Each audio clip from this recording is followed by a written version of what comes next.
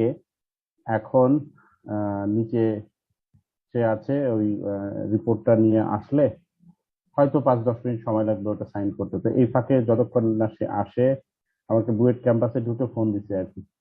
তো আমি এটা কন্টিনিউ করি, নো প্রবলেম। আর দেরি করলে তো তোমাদের এই ফাঁকে ক্লাস হয়ে যাবে, ওটা অসুবিধা নেই।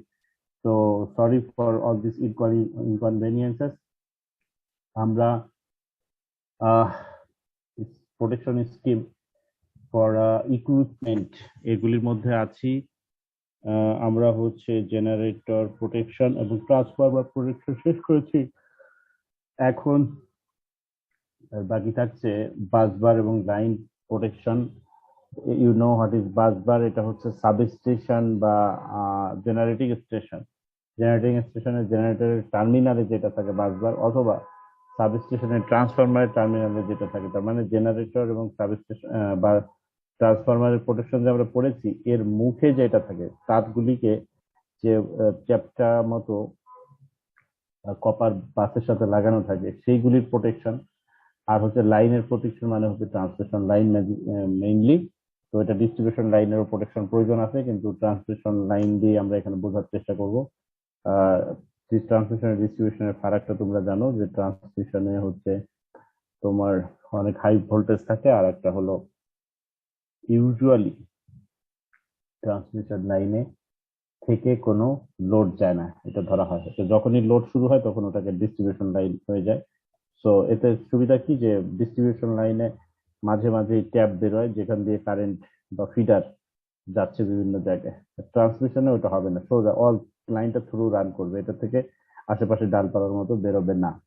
এটা হচ্ছে কনসেপ্টটা ধরে নেওয়া হচ্ছে। ওকে, এখন এই প্রোটেকশনের মধ্যে আমরা আজকে শেষ করার চেষ্টা করব বাসবার প্রোটেকশনের থিওরি বা স্কিমটা বা মেকানিজমটা, আর হচ্ছে লাইন প্রোটেকশন স্কিমটা।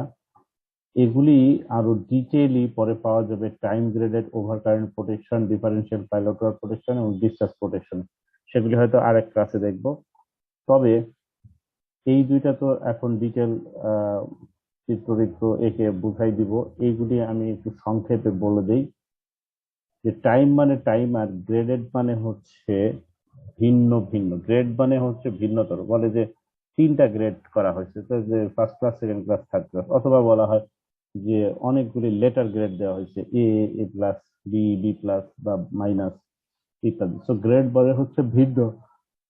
টাইম ওভার কারেন্ট প্রোটেকশন, এ কথাটার মানে হচ্ছে যে যে প্রোটেকশন গুলি দেওয়া হবে সেগুলি সবগুলির টাইম এক থাকবে না, ভিন্ন ভিন্ন থাকবে। একটা আগে, একটা পরে, একটা, অর্থাৎ ডিলে দিয়ে দিয়ে তোমার হচ্ছে স্কিম অফ প্রোটেকশন সাজানো, যাতে প্রথমটা কখন কাজ করবে, দ্বিতীয়টা তার পরে কাজ করবে, প্রয়োজন না হলে কাজ করবেই না। এর আগে যদি ফল্ট দূর হয়ে যায় সে আর কাজ করবে না, কারণ ক্রাইটেরিয়া ফুলফিল হচ্ছে না। Not only time but also current, মানে হচ্ছে যে এত টাইম পরে করবে যদি ওটার মধ্যে এত কারেন্ট থাকে, আর এর মধ্যে যদি কারেন্ট জিরো হয়ে যায়, একটু সরি, ওই ব্রেকটা নিয়ে ডিটেল আজকে দেখাবো। শেষ 3টা তো অবশ্যই যথাসময়ে দেখানো হবে, কিন্তু এই টার্মস গুলির অর্থটা একটু বুঝে নেই। তাহলে এই প্রোটেকশন স্কিমে থার্ড যেটা আছে, যে টাইম গ্রেডেড, এটা কি করা হয়, যে ভিন্ন ভিন্ন রিলে ভিন্ন ভিন্ন সময়ে কাজ করে মাল্টিপল কন্ডিশনের আন্ডারে। যেমন বলা হলো যে ফার্স্ট 3 সাইকেলের মধ্যে যদি কারেন্ট লেভেল এটা ক্রস করে তাহলে ওটা ট্রিপ করবে, তারপরেরটা ওই সময় ট্রিপ করবে না, সে আরো একটু সময় দেখবে। যদি প্রথমটা ফেল করে তাহলে কারেন্ট বাড়তে থাকবে, কারণ খুলে নাই তো। খুলে নাই মানে হচ্ছে বলতেছি যে ট্রিপ করেনি তো লাইন, তো এরপরেরটা ওটাকে ডিসকানেক্ট করবে, এরকম। তো এই সেন্সে যদি আমরা চিন্তা করি, তাহলে আমরা যে বলি যে কারেন্ট ল্যাগ, এখানে বলছি টাইম গ্রেড, আমরা বলি কারেন্ট ল্যাগ। এটা কি জিনিস? সেদিন একটা ছবি দেখিয়েছিলাম, যে একটা ব্রেকারে নব ঘুরিয়ে কারেন্টকে অল্প করে রাখলে সেটা হচ্ছে লিকেজের ক্ষেত্রে ইউজ করা যায়, বেশি করে রাখলে ওটা আর্থ ফল্টে ইউজ করা যায়। জাস্ট আগের ক্লাসে দেখেছি, নিশ্চয় মনে আছে, যে এখানে বলেছিলাম যে যাহাই লিকেজ, এটা কি কারেন্ট সেটিংটা বেশি করে দিলে ওটা হচ্ছে আর্থ ফল্টের জন্য কাজ করবে আর কি। আর একইভাবে ওভারলোড বা ওভার কারেন্ট, আর হচ্ছে শর্ট সার্কিট, এটাও কিন্তু ওই ইয়ের হিসাবের পার্থক্য আর কি, মানে একটার মধ্যে বেশি একটা কম। সেই চেঞ্জের চিন্তা করলে কারেন্ট সেটিং কে, যেটাকে আমরা বলি যে প্লাগ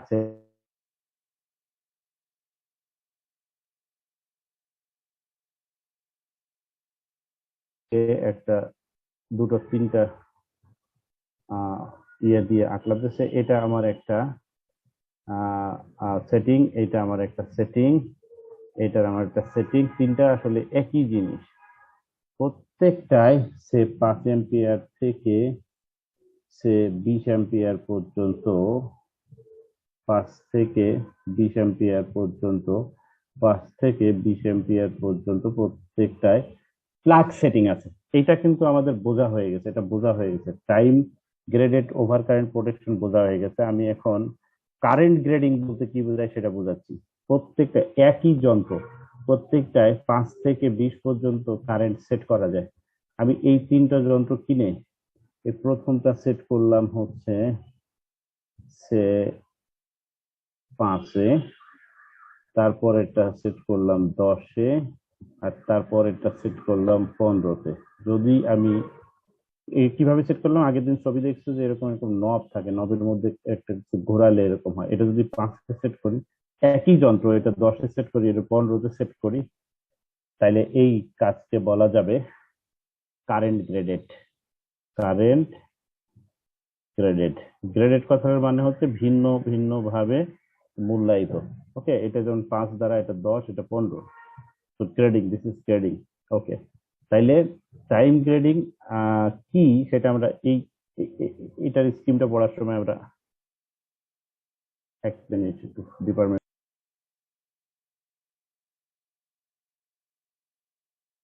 পাইলট ওয়্যার প্রোটেকশন, প্রথমত ডিফারেন্সিয়াল মানে তোমরা এটা বুঝে গেছো যে নর্মাল অবস্থায় তার ডিফারেন্স 0 থাকে। এইভাবে একদিক থেকে একটা কারেন্ট, অন্য দিক থেকে তার সমান কারেন্ট, কারেন্ট যদি অসমান হয় সিটি ইউজ করে রেশিও দিয়ে সমান করে নিতে হবে, নিয়ে এই দুটোকে এমন জায়গায় ফ্লো করানো হয় ওখানে যাতে দুটো কাটাকাটি দিয়ে 0 হয়ে যায়। মানে আমরা তো কেসিএল অ্যাপ্লাই করতে পারি, কেসিএল এ নোট করে দিলে নোটের মধ্যে কারেন্ট হয় যোগ হবে নাহলে বিয়োগ হবে। সিম্পল জিনিস না, হয় যোগ হবে বা বিয়োগ হবে। তাইলে আমরা বিয়োগ করে 0 করে রাখতে হবে, দিস ইজ ডিফারেন্সিয়াল। এইটা সাধারণত একটা জেনারেটরের একটা ফেজের দুই দিকে থাকে, একটা ট্রান্সফরমারের তাও ট্রান্সফরমারের দুই দিকে থাকে। এক্ষেত্রে অবশ্যই সিটি ইউজ করতে হবে, কারণ ট্রান্সফরমারের দুই দিকে তো কারেন্ট অবশ্যই ভিন্ন। এবং আমরা ওই উপরে বাসবার প্রোটেকশনে দেখবো যে বাসবারেরও দুই দিকে এই কাজ করা যায়। তো these are all differential protection. Differential pilot protection মূলত শুরু হচ্ছে এই জায়গা থেকে, লাইনে, লাইনের ক্ষেত্রে এটা এত বড়। তোমরা হয়তো দেখছো ট্রান্সফরমার পাইলট ওয়্যার আছে, ট্রান্সফরমারে পাইলট ওয়্যার ছাড়াও এটা করা যায়। যদি বিশাল বড় ট্রান্সফরমার হয় এবং প্রাইমারি টু সেকেন্ডারিতে যেতে যদি আমার রিলে তারে যদি না কুলায়, তাহলে আমার এক্সট্রা তার লাগতে পারে, that is call pilot wire protection. কিন্তু লাইনে তো তুমি এটা পাইলট ওয়্যার পারবেই না, কারণ লাইনের একটা এন্ড থেকে আরেকটা এন্ড কয়েক কিলোমিটার পর্যন্ত হয়। তো differential pilot wire protection mean actually differential protection with pilot wire. Pilot wire মানে কি, এই সিটি টু ওই সিটিতে যে সংযোগ করবে। প্লাস আর একটা হচ্ছে ডিস্টেন্স প্রোটেকশন। এই ডিস্টেন্স প্রোটেকশনটা মূলত এটা হচ্ছে ইম্পিডেন্স প্রোটেকশন, মানে লাইনের যে জায়গা ফল্ট হয় সেখান থেকে আমার পয়েন্ট পর্যন্ত কত লম্বা আছে ওইটার করেসপন্ডিং ইম্পিডেন্স ওখানে ক্যালকুলেশন করা হয়। তো ঠিক আছে, নিচের তিনটা বোঝা গেল, আর উপরের তিনটার মধ্যে আমরা এবার একটু প্রবেশ করি যে উপরের তিনটায় কি দুটোয় এমন কি মাহাত্ম্য আছে। ওকে, এইখানে আমরা বাসবার প্রোটেকশনে ঢুকেছি। সো বাসবার প্রোটেকশন আবারও বলি যে বাসবার কোথায় থাকে, অলরেডি বলে ফেলছি, এটা জেনারেটিং স্টেশনে সাব স্টেশন থাকে, মানে যেখানে জেনারেটর থাকে এবং যেখানে ট্রান্সফরমার থাকে তার ওখানে থাকে। তো যদি একটা ফল্ট বাসবারের উপরে হয় তাইলে আসলে বিশাল ক্ষতি হয়ে যায়, কারণ ওই বাসবারের ইনকামিং আউটগোয়িং যা কিছু আছে সবকিছুই আসলে তখন ম্যাল ফাংশনিং হয়ে যায়। অর্থাৎ তাকে যদি আমি কানেক্ট করে রাখি তাইলে তো ফল্ট কারেন্টের কারণে সেটা পুড়ে যাবে, আর যদি ডিসকানেক্ট করি তাহলে আমি লোড ইন্টারাপ্টেড হবে, অর্থাৎ আমি ওখান থেকে বিদ্যুৎ পাবো না।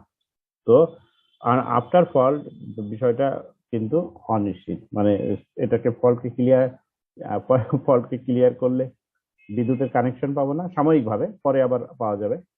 আর ক্লিয়ার না করলে এখানে দুর্ঘটনা ঘটবে। ওকে, সেই জন্য আমাদের বাসবার প্রোটেকশন মানে হচ্ছে যে এই ব্যবস্থাটা নেওয়া আর কি, যে যদি ফল্টের থেকে বেশি কিছু যাতে না ঘটে, অ্যাটলিস্ট কিছুক্ষণ ইন্টারাপ্ট হলো, সেজন্য তখন ফল্টি বাসটাকে আমরা আইসোলেট করি। আইসোলেট করা মানে ব্রেকার ট্রিপ করানো। ওকে,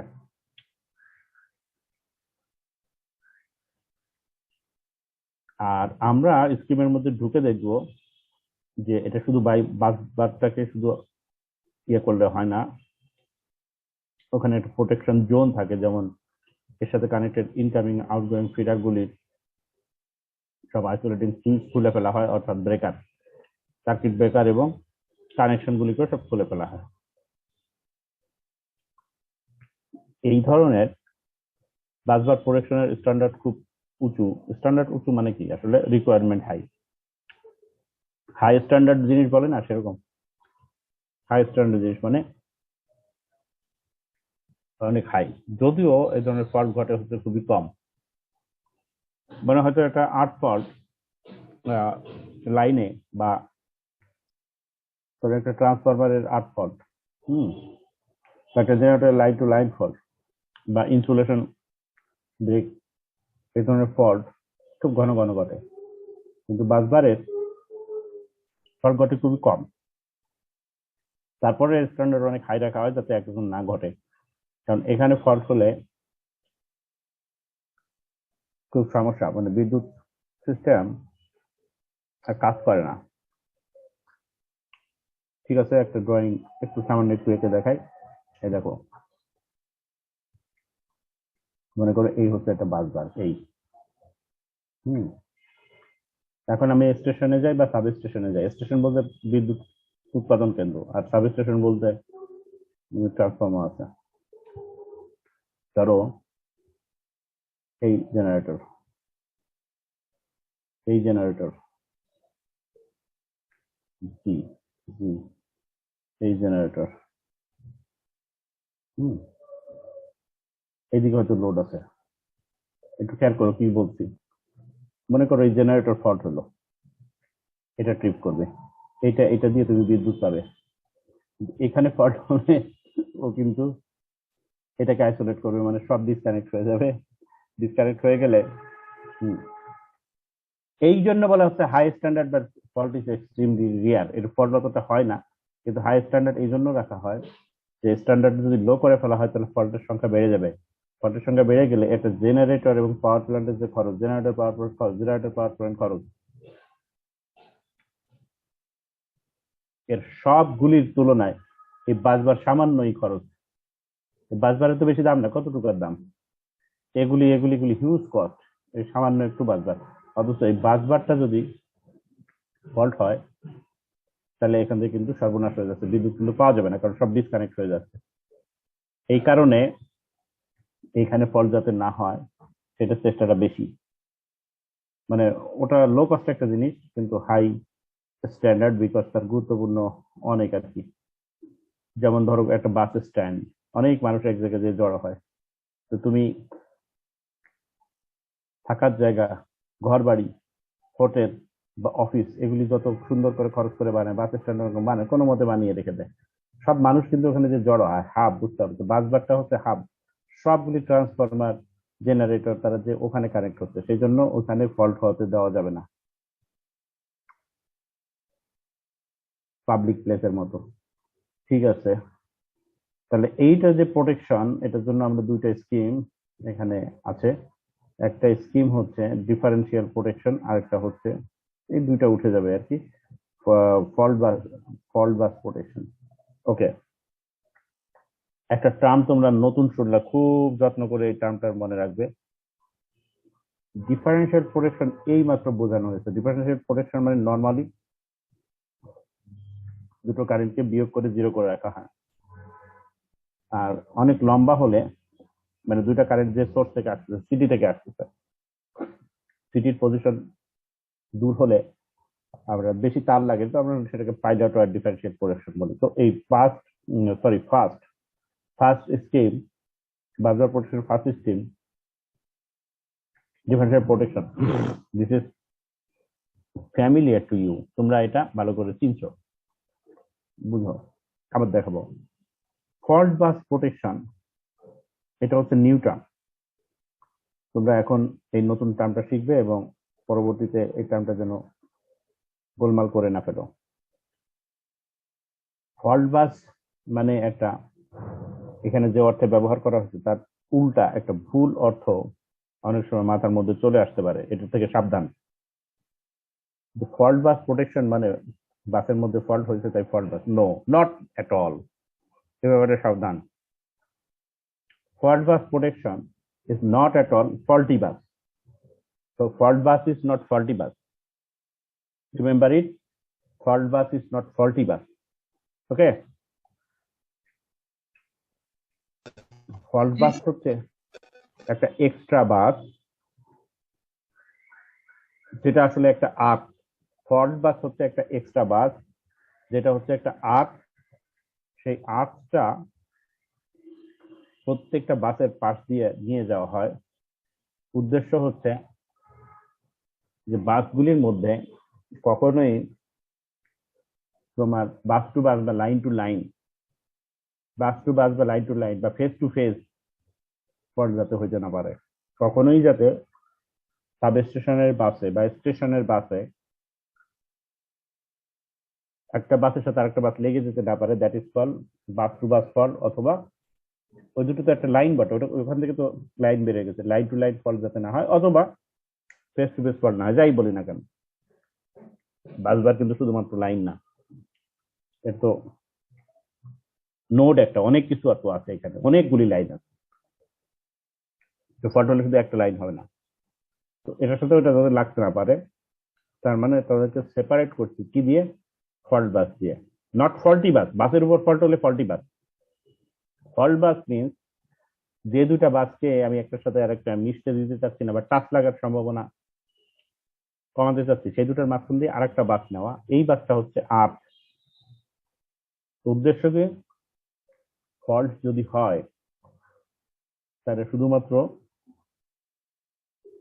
বাস টু আর্ক ফল্ট হবে। বাস টু আর্ক ফল্ট হলে কি হবে? এই প্রোটেকশন স্কিমে আমি কোনো বাস টু বাস প্রোটেকশন রাখার দরকার নেই। Bus to arc, arc protection কিভাবে করে তোমরা তো এটা জানো। ওকে, ওই দুটো স্কিমের মধ্যে প্রথম স্কিমটা এখানে দেখাচ্ছি, differential protection for bus bar. Differential protection bus bar. প্রথমটা আমরা দেখতেছি differential protection to bus bar. দেখো এখানে, দেখো যে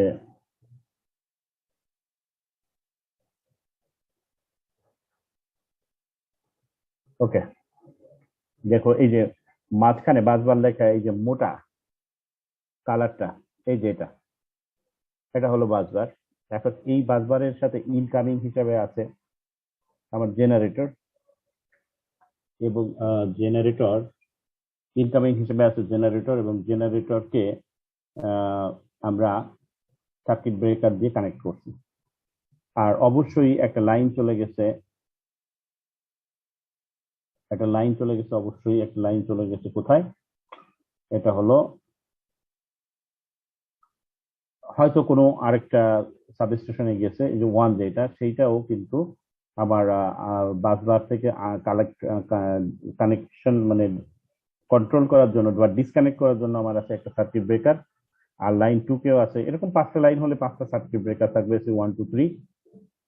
ওকে, এখন দেখার বিষয় হচ্ছে যে প্রত্যেকটা লাইনে এবং হচ্ছে বাসে, সরি, প্রত্যেক লাইনে এবং হচ্ছে জেনারেটর টার্মিনালে আমার হচ্ছে যে কারেন্টের যে যোগফল তা কিন্তু জিরো। তার মানে এই কারেন্ট, এই কারেন্ট, এই কারেন্ট জিরো, এই কারেন্ট, এই কারেন্ট, এই কারেন্ট জিরো, এই কারেন্ট, এই কারেন্ট, এই কারেন্ট জিরো। ওকে, এখন সেম টার্ন রেশিও আমার হচ্ছে গিয়ে সার্কিট ব্রেকার নিতে হবে।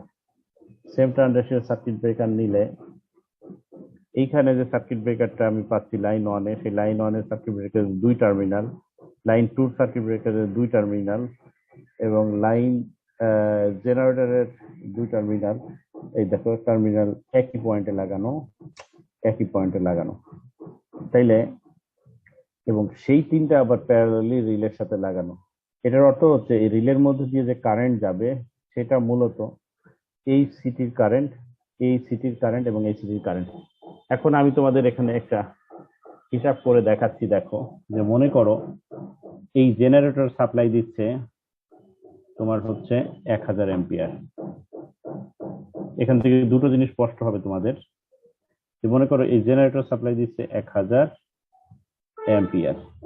1000 এম্পিয়ার যখন দিচ্ছে, আমি 1000 এম্পিয়ার নিয়ে তো রিলেতে দিতে পারবো না, রিলেতে তো এই জন্যই সিটি ইউজ করা হয়। তাহলে এই 1000 এম্পিয়ার যে এটার মধ্যে দিয়ে যাচ্ছে, এটার মধ্যে দিয়ে যাচ্ছে। এখন তোমার হচ্ছে এইখানে যদি আমি কারেন্টের যোগফল নিই তাহলে অবশ্যই জিরো। সেক্ষেত্রে দুটো লাইন যদি সিমিলার না হয়, নাই হতে পারে। একটা লাইনের মনে করো কন্ডাক্টর একরকম, আর একটা লাইনের আরেক রকম। তো মনে করো এইখানে 700 এম্পিয়ার এখান দিয়ে যাচ্ছে, মনে করো এইখানে তাহলে হচ্ছে 300 এম্পিয়ার এই লাইন দিয়ে যাচ্ছে। তাহলে এইখানে যোগফল কেন জিরো বুঝতে পারতেছো? কারণ হচ্ছে যে 1000 এম্পিয়ার ঢুকছে, 1000 এম্পিয়ার বেরিয়ে যাচ্ছে। এখন আমি বলেছি যে সব একই ট্রান্স রেশিওর সার্কিট ব্রেকার নিতে হবে। হুম, বলেছি সব একই ট্রান্স রেশিওর সার্কিট ব্রেকার নিতে হবে। এখন আমি ধরলাম যে সার্কিট ব্রেকারের ট্রান্স রেশিও হচ্ছে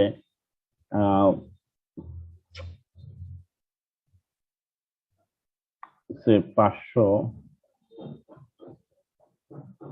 বাই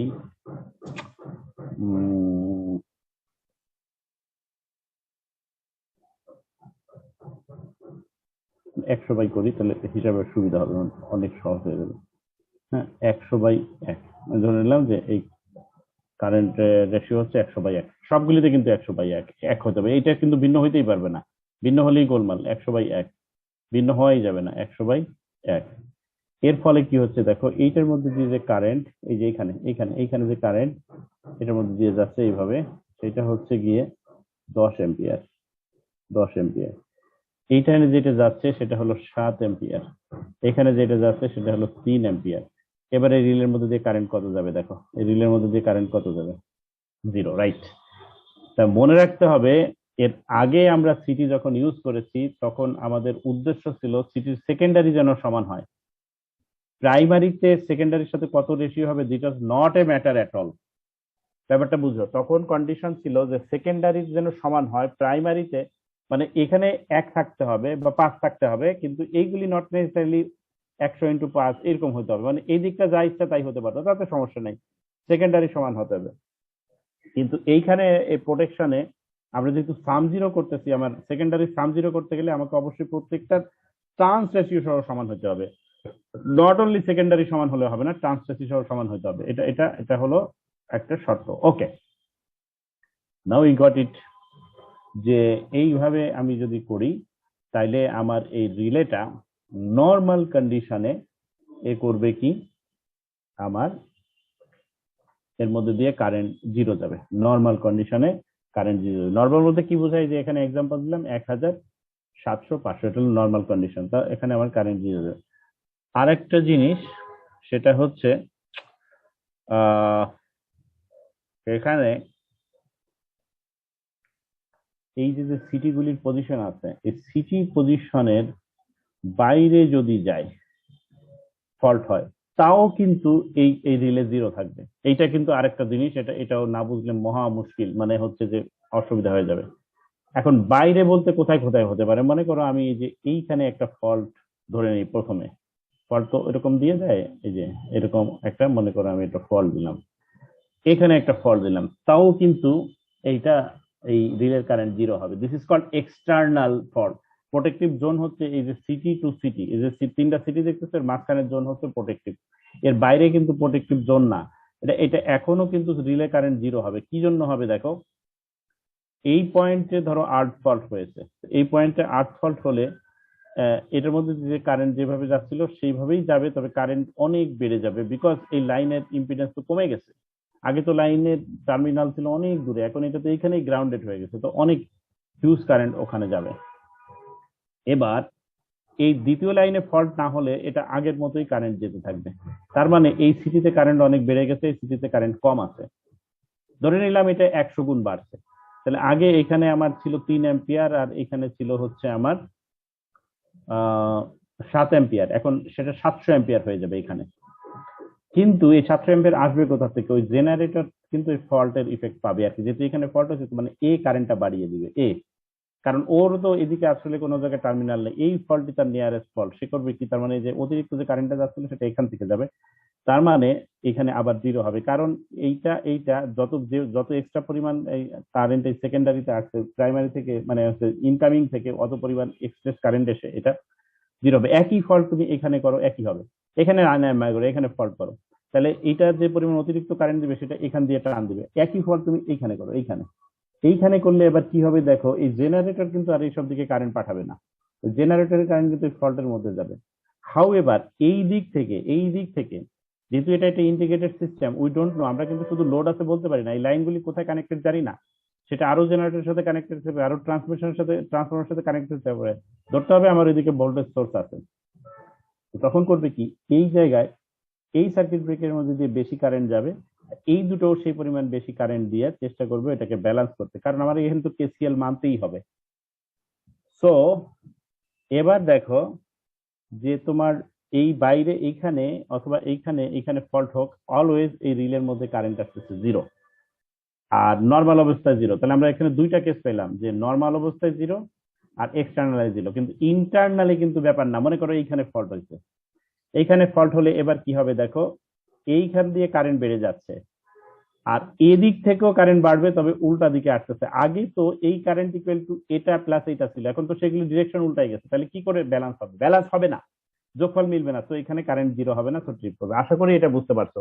শেষের অংশটা ইম্পর্টেন্ট, যে ভিতরে ফল্ট হলে সব জায়গায় কারেন্ট বাড়তেছে, কিন্তু মানে যেই পজিশনে ফল্ট হয়েছে ওইটার কারণে দুটো কারেন্টের ডিরেকশন চেঞ্জ হয়ে গেছে, ডিরেকশন চেঞ্জ হলে আগের মতো জিরো হবে না, সে কারণে আমার যেতে হবে রিলের মধ্যে কারেন্ট অনেক বেড়ে যাবে, সে ট্রিপ করিয়ে দিবে। বোঝা গেছে? ওকে। না, এটা তো এই এই ডিফারেন্সিয়াল তো ফর বাস বার, এ শুধুমাত্র ইন্টারনাল দিবে, এক্সটার্নাল দিচ্ছে না তো। কই দিচ্ছে? এখানে ফল্ট হলে ও ও ও প্রোটেকশন কিভাবে দিবে? কারণ এখানে ফল্ট হলে এখানেও কারেন্ট বাড়ছে, এখানে বাড়ছে না, এখানে বাড়ছে, তো এই সব কিছুর কারণে এই রিলে তো কারেন্ট জিরোই থাকবে, সেটা প্রোটেকশন দিবে না। এখানে হলেও প্রোটেকশন দিবে না, এখানে প্রোটেকশন দিবে না, যাদের মাথা বোধহয় ঘোরাচ্ছে, তুমি এই দশা করে ফেলছো, তাহলে অনেকের অসুবিধা। আমি আরেকবার ব্যাখ্যা করি, এইখানে যদি ফল্ট না দেয়, তাহলে এই এই সিটির পরের থেকে এই লাইন টুকে প্রোটেকশনের জন্য আলাদা স্কিম লাগবে, এইটার পরের থেকে আলাদা স্কিম লাগবে, এবং এইখানে ফল্ট হলে সেটার জন্য জেনারেটর প্রোটেকশন স্কিম হবে, যেটা অলরেডি আমরা পড়ে আসছি। বোঝা গেছে এবার? ওকে। সো আলাদা আলাদা ইকুইপমেন্ট বা আলাদা আলাদা আহ, মানে প্রোটেকশন স্কিম আমরা এই জন্যই নেই। এইটুক এই যে তিনটা সিটি, এইটা হচ্ছে শুধুমাত্র এই বাস বারকে প্রোটেকশনের জন্য। আবারও বলি, সিটি তিনটার ফ্যানটা না, সিটি হচ্ছে যতগুলি ইনকামিং আউটগোয়িং আছে সবগুলি যোগফলের সমান সংখ্যক সিটি লাগবে। মানে আমাদের দুটো জেনারেটর থাকতো, তাহলে দুটো সিটি ইনকামিং এ লাগতো। আর আহ, এটা কিন্তু আসলে সিটি না, যে সিটি সিস্টেম, তার মানে এখানে থ্রি ফেজ হলে তিনটা, ঠিক আছে, এখানে কিন্তু থ্রি ফেজ হলে তিনটা। পাওয়ার সিস্টেম এটা থ্রি ফেজ হয়, সিঙ্গেল ফেজ পাওয়ার সিস্টেম তো আর নাই। আমাদের তো সিঙ্গেল ফেজ ডিস্ট্রিবিউশন সিস্টেম ঘরের মধ্যে একটু আছে, বাসা বাড়িতে, তাই না, অফিস আদালতে। কিন্তু আমি পাওয়ার সিস্টেম, ওটা তো আমাদের ঘরেরটাকে তো পাওয়ার সিস্টেম বলে না, এটা তো বলে হাউস ওয়ারিং বলে। তো পাওয়ার সিস্টেমের ক্ষেত্রে সব থ্রি ফেজ, তো তোমার সিটিগুলি থ্রি ফেজ হবে, তার মানে প্রত্যেকটা ফেজে একটা করে প্রোটেকশন সিটি আছে, প্রত্যেকটা ফেজে একটা করে প্রোটেকশন সিটি আছে, এখানে এখানে এখানে। তো এখন তোমার যদি আউটগোয়িং বাস যদি নর্মাল মনে করো, ডিপিডিসির এটা 33 কেবি সাব স্টেশনে এখানে 12টা থেকে 20টার মতো এরকম থাকে আউটগোয়িং ফিডার, একটা 132-33-তে এটা আরো বেশি থাকে, আর কোনো জায়গায় কিন্তু ডিপিডিসির 132-33 নাই, স্ট্যান্ড অ্যালোন, মানে ওর সঙ্গে সঙ্গেই ওখানে একটা 33-11 আছে আর কি। হুম, আমি ব্যাপারটা বোধহয় তোমরা বুঝতে পারোনি। অ্যাজ পার ডেফিনেশন 132-33 এগুলি পিজিসিবি থাকার কথা, এগুলি পিজিসিবি থাকার কথা 132-33। কারণ এগুলি গ্রিড সাবস্টেশন। আর ডিপিটিসি ডেস্কো ওদের থাকার কথা নেস্কো টেস্কো 33 to 11।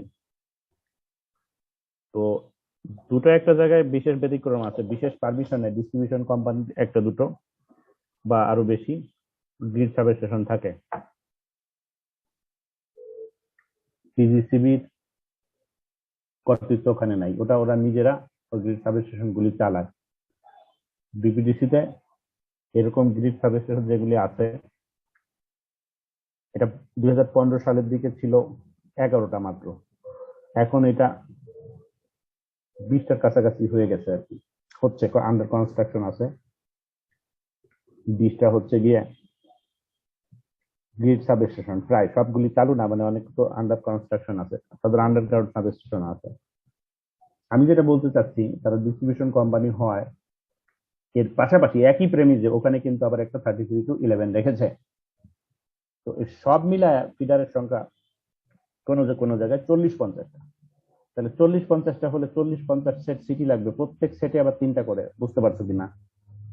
এই সবগুলি আবার এক বাস থেকে তো যায় না, ওই সাব স্টেশনে মাল্টিপল বাস থাকে, মানে হয়তো 10টার জন্য একটা বাস, পরে আরো 10টার জন্য পাশের বাস, দুই বাসের মধ্যে বাস কাপলা থাকতে পারে বা ইত্যাদি। যত সংখ্যক বাস হোক, always for the protection of the bus, for the protection of the bus, always for the protection of the বাস, আমার এই সিটি স্কিমটা ডিফারেন্সিয়াল যদি হয়, তাহলে সে ইন্টারনাল প্রোটেকশন দেবে, এক্সটার্নাল প্রোটেকশন সে দিবে না। মানে দিবে না মানে কি, মানে এই রিলেতে খবরই হবে না। এক্সটার্নাল কোনো কিছুতে এই রিলেতে খবরই হবে না, ওর কারেন্ট জিরো থাকবে। এখন তুমি যদি মনে করো তাহলে এই ফল্ট দেখবে কে, এই ফল্ট কে দেখবে বলো, কে দেখবে? এইদিকে হলে এইটা আমার জেনারেটর প্রোটেকশন কে দেখবে, আর এইটা হলে তোমাকে হচ্ছে এই ট্রান্সমিশন লাইনের ফল্ট, সেটা তো আমাদের সামনে রয়েছে, আমরা সেটাও তো দেখবো বলেছি, আমরা সেটা দেখবো। Okay, this is nothing new, everywhere there may be protection and overlap protection. যেমন তুমি যদি ইভেন হাইওয়ে পুলিশও দেখো, তাহলে তো দেখবে যে ঢাকা নারায়ণগঞ্জ এখান থেকে যে পুলিশে একটু পরে যে তার ইয়ে শেষ, জুরিসডিকশন শেষ, ওর পরে দেখা যায় কুমিল্লা অঞ্চলের পুলিশ হয়তো হাইওয়ের দায়িত্ব নেয়, তারপরে সেটা হয়তো আবার ধরো ফেনী পর্যন্ত যে হয়তো এইভাবে, তার মানে কি জোন, প্রোটেকশন জোন, ওর ওই পারে আরেকজন দেখবে। এই তো সারা দুনিয়ায় তো এইভাবে চলে। তো এই সিটি গুলি মিলে তোমার যে প্রোটেকশন স্কিম, এটা হলো শুধু বাসবার প্রোটেকশন। এর বাইরে হলে সিস্টেমে তো অসুবিধা হবে না, আমরা কেউ বলছি না, হবে, কিন্তু সেটার দায়িত্ব এর প্রোটেকশন স্কিমের। এবং এই যে বাইরে যে বলতেছি, তার মানে দেয়ার ইজ এ বাউন্ডারি, এই বাউন্ডারি ওভারল্যাপও হতে পারে। আমি এখন আচ্ছা, হয়তো সময় পেলে, যেহেতু লেকচার গুলি কাছেই আছে, আমি হয়তো আমি দেখাই দিব না যে প্রথম দিকের ক্লাসে তোমাদের এরকম ওভারল্যাপ, মানে পুরা প্রোটেকশন জোনটাই তো আমি দেখিয়েছিলাম। এটা তখন হয়তো অনেকে বুঝতে পারো না, কিন্তু এখন ধীরে ধীরে বুঝবা। এই প্রোটেকশন তখন দেখানো হয়েছিল না। ওকে, যদি সময় পাই আরেকবার দেখিয়ে দিব। ওকে, তাহলে এই হচ্ছে ইয়া। হুম, মহা সমস্যা তো। তো এখানে কিন্তু একটা জিনিস মনে রাখতে হবে যে এই রিলেটা ইভেন নর্মালি এবং এক্সটার্নাল ফল্টে কারেন্ট জিরো থাকে, অন্যান্য ফল্টে মানে ইন্টারনাল ফল্টে সেটা ওখানে কারেন্ট তখন আমি পাবো। আচ্ছা, সেকেন্ড স্কিমে যাই। এটা তো গেলো ডিফারেন্সিয়াল প্রোটেকশন অফ বাস বার। এটা চলে আসি ফল্ট ফল্ট বাস। এটা কিন্তু ফল্টি বাস না, ফল্ট বাস। বারবার বলছি কিন্তু কথাটা, ফল্ট বাস। এই ফল্ট বাসের ডেফিনেশন কি? এটা হচ্ছে দুটো বাসের মাঝখানে, মাঝখানে না হোক, নিয়ারিং সারাউন্ডিং, এর জন্য কথাটা বলছি, surrounding is conductor throughout its entire length of the bus structure, there is a earth metal barrier. মানে একটা মেটাল ব্যারিয়ার থাকবে যেটা আর্থ করা, তার মানে কোনো কারণে বাসের সাথে লেগে গেলে ওই বাস টু আর্থ ফল্ট হবে, বাস টু বাস ফল্ট হবে না, ও দেখাই পাবে না, পর্দা দেওয়া আর কি, ঠিক আছে? এইটা ছবিটা এখানে দেখো, তাহলে এখানে বুঝতে সুবিধা হবে। এইখানে দেখো যে সে আগের সিস্টেমটাই, এই যে এই বাসের সাথে, সরি, এই ফিডারের সাথে, ইনকামিং ফিডারের সাথে এখানে জেনারেটর লাগানো আছে, অবশ্যই ব্রেকার দিয়ে। তো এইটা হলো আমার বাস, এইটার সাথে আমার হচ্ছে লাগানো আছে লাইন অন, অবশ্যই ব্রেকার দিয়ে। এইটার সাথে দেওয়া আছে লাইন টু, এই যে এটার সাথে লাইন টু, এটা অবশ্যই ব্রেকার দিয়ে। তো it is actually the previous system. There is a busbar and there is a incoming feeder and 2 outgoing lines. তো যেখানে যেখানে আমি সিটি বসাবো সেই সিটির মাঝখানের অংশটা আমার প্রোটেকশন দিবে বাস বারকে, আর বাকির বাইরের অংশটা সিটির বাইরে এক্সটেরিয়র টু দ্য সিটি ওইটা আমার হচ্ছে লাইন এবং জেনারেটরের জন্য আলাদা প্রোটেকশন লাগবে, ওইটা আমি এখানে পাবো না। But what is new here, the dotted line, this dotted line indicates a metal support, that is earth. Okay, metal support, that is earth, and this bus is called, this dotted line bus is called fault bus. এবার নিশ্চয়ই create হয়েছে, তোমাদের বারবার বলছি যে মনে করো এইখানে ফল্ট হলো, তাহলে অনেক সময় সেটাকে ফল্টি বাস বলা হয়। ফল্টি বাস মানে আর্থের যে বাসটা ফল্ট হয়েছে, কিন্তু ফল্ট বাস বলে এই যে এটাকে, ডটেরটাকে, এই যে ডটেরটাকে। এটা তো মেটাল মানে শক্তপোক্ত একটা জিনিস, আর এই লাইনগুলি এগুলি কেবল হতে পারে বা কেবলই হওয়ার কথা, অথবা এটা ইয়ে হতে পারে, কন্ডাক্টর হতে পারে, এটা কন্ডাক্টরও হয়। সাধারণত কেবল হলে কাছাকাছি বসানো যায়, কন্ডাক্টর হলে দূরে বসানো যাবে। এই পয়েন্টটা তো শর্ট সার্কিটেড, তো এটা একই, কাছাকাছি হলে সমস্যা নেই। কিন্তু যেখানে আমার গ্যাপ দরকার, এইসব জায়গায় ভোল্টেজের উপর গ্যাপ দরকার, এখানে কেবল হলে কাছাকাছি বসানো যেত, কেবল না হলে দূরে বসাতে হবে। দেখো এগুলি যে যাই হোক, এগুলি একটু ফ্লেক্সিবল টাইপের হয়, যে এগুলি ফ্লেক্সিবল টাইপের হয়, কিন্তু এটা কিন্তু মোটেই ফ্লেক্সিবল না। এই সাপোর্টটা এটা মোটেই ফ্লেক্সিবল না। এই সাপোর্টের সাথে আমার হচ্ছে আমি এই লাইনটাকে ধরে রাখছি এবং এই ইনকামারকে ধরে রাখছি। এ খুব শক্ত সাপোর্ট বলে এটা মোটামুটি এর সাথে ফিক্স হয়ে গেছে, এর সাথে ফিক্স, এ ফিক্স। এখন এই অবস্থায় এই তারটা দোলাদলি হেলাদুলি করে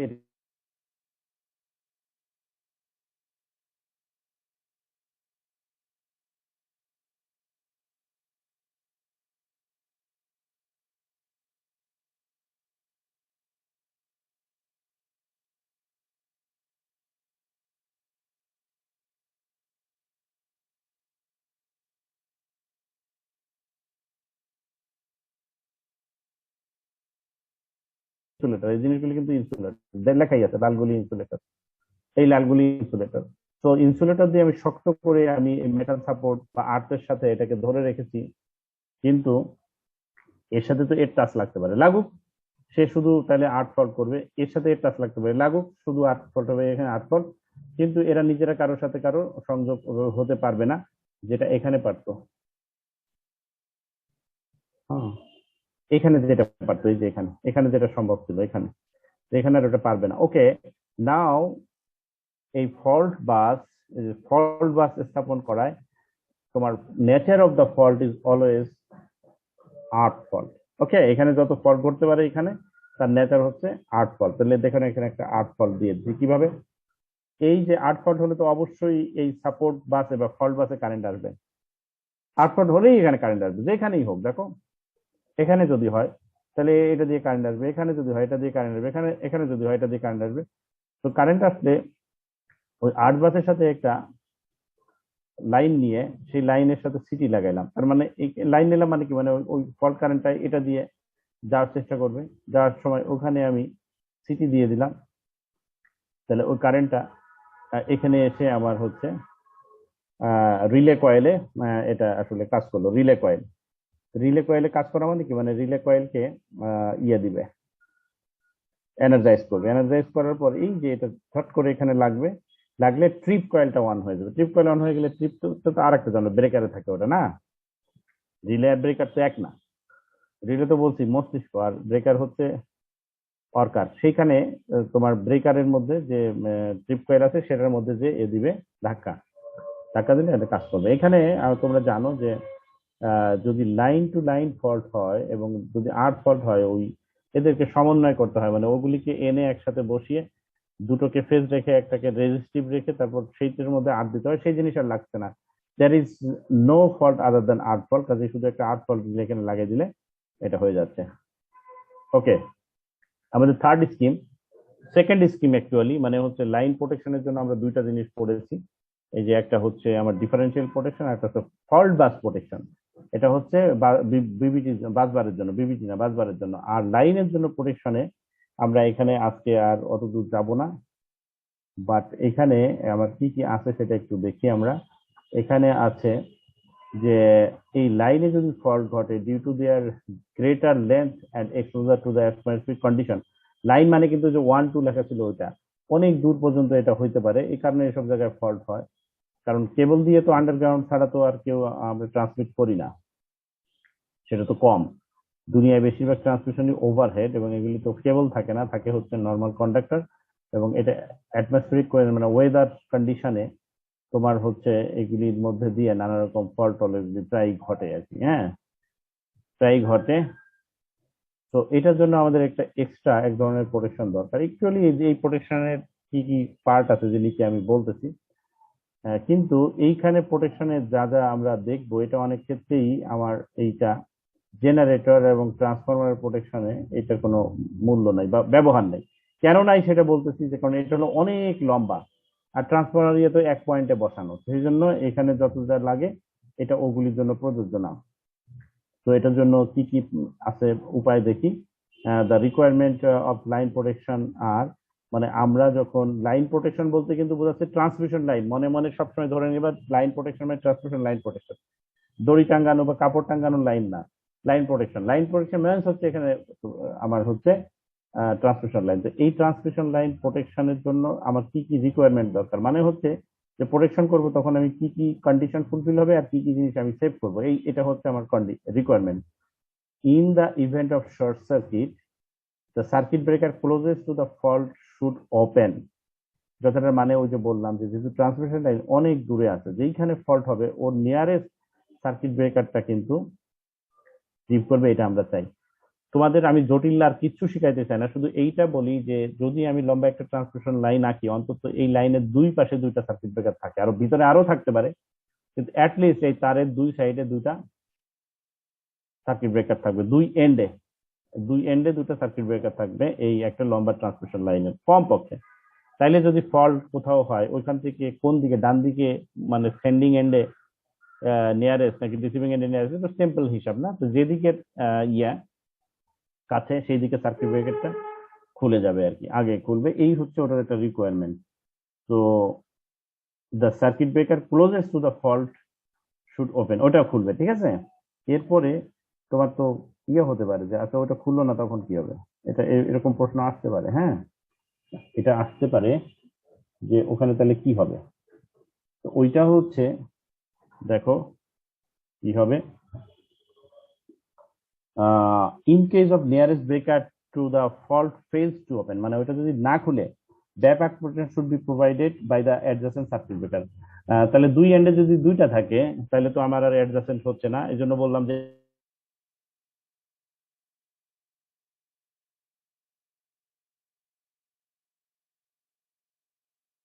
দিবে। And last of all,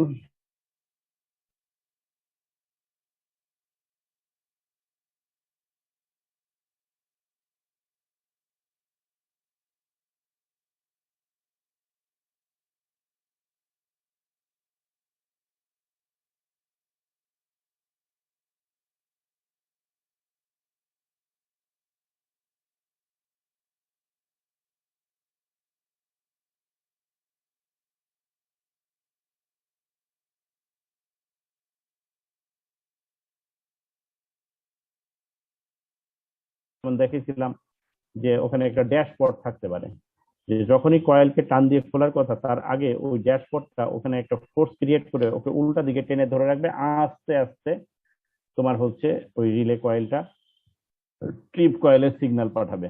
relay coil তো বুঝো, ফল্ট হওয়ার পর রিলে কয়েলের সিগন্যাল চলে আসে।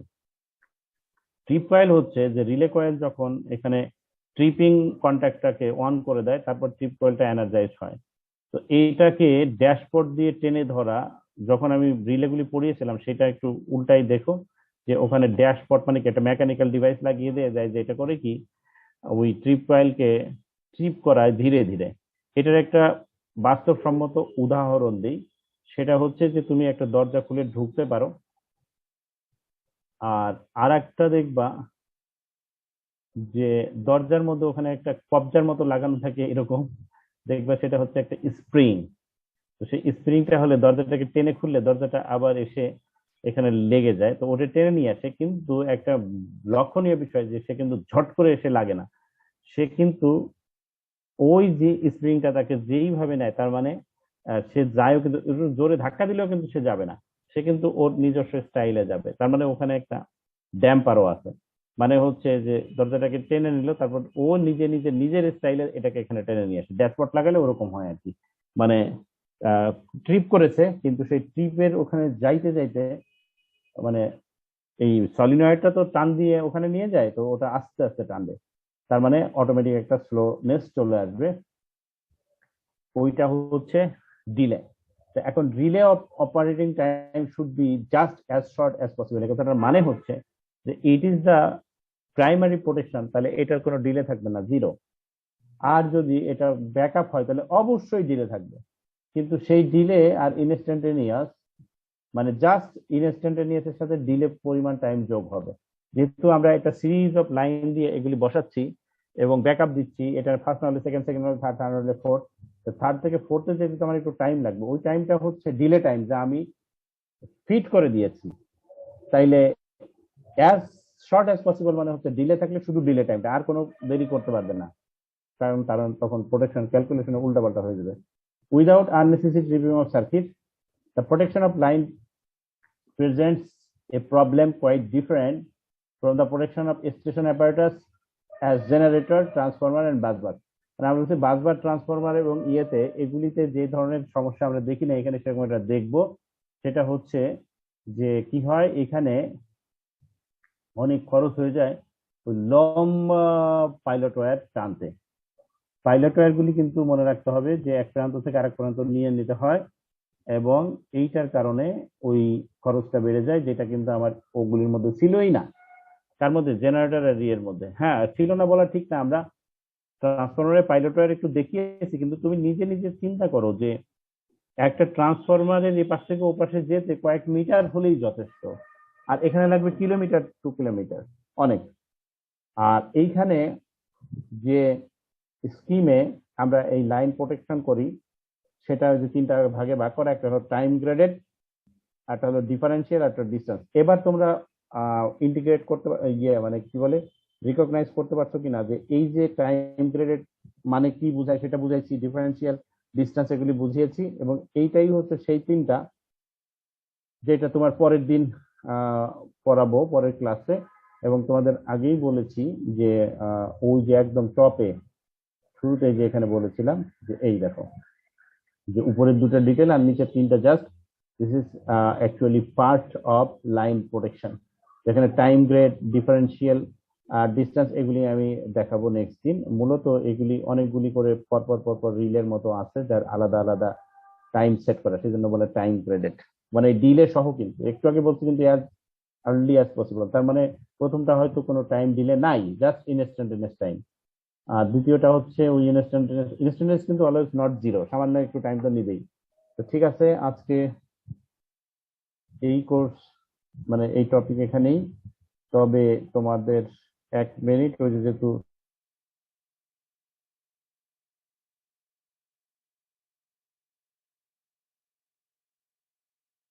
এখন আর মনে নাই, এরকম হতে পারে, তাদের জন্য একটু দেখিয়ে দিই যে, কারণ অন্ধের মতো না হাতড়িয়ে যে জিনিসগুলি আমি অলরেডি তোমাদের পড়িয়েছি সেটা ভুলে যাওয়া তো উচিত না। আর ভুলে গেলে এখন রিভিউ করে নাও, মানে মনে থাকতে থাকতে এটা দেখে নাও যে এটা কি, এটা তো শুরুতেই দেখিয়ে দিয়েছি, এই যে দেখো, ঠিক আছে?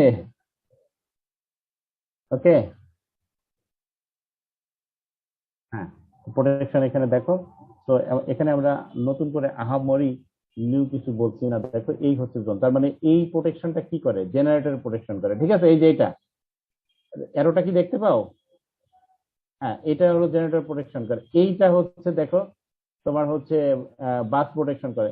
তার মানে আমাদের কথায় কি কোনো ভুল আছে? আমরা তো এই জেনারেটর যখন প্রোটেকশন করেছি তখন এই ব্রেকার খুলেই তো তাকে প্রোটেকশন করছি, কিন্তু যখন বাসবার প্রোটেকশন দেবো তখন কিন্তু ওই ব্রেকারটাকে ইউজ করব। তাহলে এখানে একটু ওভারল্যাপ হচ্ছে না? এই যে ওভারল্যাপ, কিন্তু দেখো তো একটু আগে আমরা যখন বাসবার প্রোটেকশন দেখিয়েছি তখন আমার লাইনের ব্রেকার এবং আমি হচ্ছে জেনারেটর ব্রেকার দুইটাই খুলছে কিনা? অবশ্যই খুলেছি, তাই না? তার মানে এই ব্রেকারটা জেনারেটর প্রোটেকশনের সময় সে জেনারেটরের জোনের মধ্যে থাকবে, আর বাসবার প্রোটেকশনের সময় সে হচ্ছে এই প্রোটেকশন। এটা তো শুরুতেই দেখিয়ে দিয়েছি। বাট নো প্রবলেম, মানে ওই সময় দেখানো আর তুমি ওগুলি সব তখনই বুঝে ফেলবা, তো এটা তো নট লাইকলি যে ও তখন ওটা বুঝবে না, এটাই স্বাভাবিক। কিন্তু আমি জাস্ট বলছি যে এখন যে নতুন করে কিছু পড়াচ্ছি তা না, কিন্তু মানে আমরা তো কনসিস্টেন্ট হতে হবে। তো তখন এক কথা বলছি, এখন আর এক কথা বলে, এরকম তো আর হয় না। ওটা তোমার হয়তো তখন জানা ছিল না, পরিষ্কার বুঝো না, এখন দেখলা। তো ওইটা মনে রাখবে যে ফল ইজ অলওয়েজ ইনসাইড। ইনসাইড এইটা আউটসাইডে ফল্ট হলে, এখানে আউটসাইডে ফল্ট বলতে এই ব্রেকারের বাইরে বোঝাচ্ছে। এই ব্যারিকারের কার জন্য আউটসাইড, সেটা হচ্ছে এর জন্য আউটসাইড, এই যে বাসবার প্রোটেকশন স্কিমের জন্য আউটসাইড। তখন সেই ফল্ট অবশ্যই এই ব্রেকার তারে দূর করবে, কিন্তু এই জেনারেটর প্রোটেকশন স্কিমের আন্ডারে। It is not bus protection স্কিমের আন্ডারে, বুঝতে পারছো? ওকে, তাহলে আশা করি এবার ক্লিয়ার হচ্ছে। ঠিক আছে, আর কোনো প্রশ্ন থাকলে করো, নাহলে আমরা আহ শেষ করি। আছে প্রশ্ন? ওকে, থ্যাংক ইউ।